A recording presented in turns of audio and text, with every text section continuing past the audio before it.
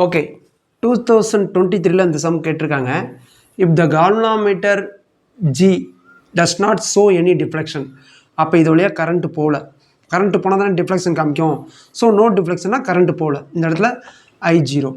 இந்த circuit shown the value of R என்னன்னு கேட்டிருக்காங்க. இந்த சர்க்யூட் நம்ம எப்படி போடலாம் அப்படின்னு கேட்டிங்கன்னா இப்படி போடுவோம்.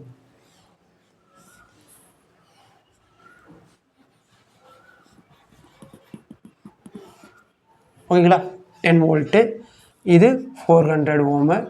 ஓகேங்களா, இது சீரியஸ் சர்க்யூட் தானே, அதை இப்படி போட்டுக்கிட்டேன் என் வசதிக்காக. ஆர், இப்போ ஆர் என்னன்னு கேட்டிருக்காங்க. இப்போ கால்வனோமீட்டர் வழியாக ஏதாவது வோல்டேஜ் ட்ராப் ஆகுமா? ஜிங்கிறது கால்வனோமீட்டரோட ரெசிஸ்டன்ஸ். வி ஈக்குவல் டு என்னது? ஐஆர். ஐ இது வழியாக போகல, ஏன்னா நோ டிஃப்ளெக்ஷன். அப்போ வோல்டேஜ் ட்ராப் என்னது? 0.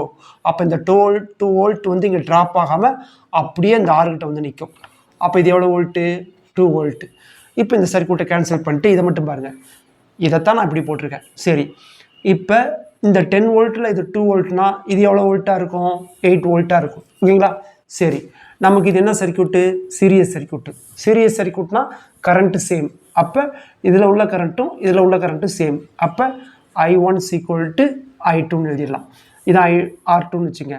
நான் இப்படி எழுதலாம், I2 ஈக்குவல் டு I1. சரி, I2க்கு என்ன formula? V2 by R2. I1க்கு V1 by R1. நமக்கு இந்த R2 தானே வேணும். R2 தான் இங்கே Rன்னு வச்சுக்கலாம். சரி, இப்போ என்ன பண்ணலாம்?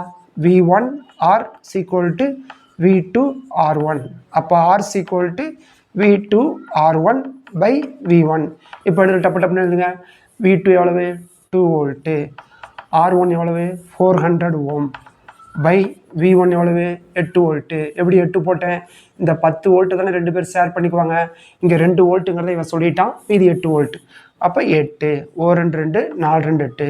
இப்போ அதிடிச்சு எவ்வளோ வரும்? 100. அப்போ 100 வரும்.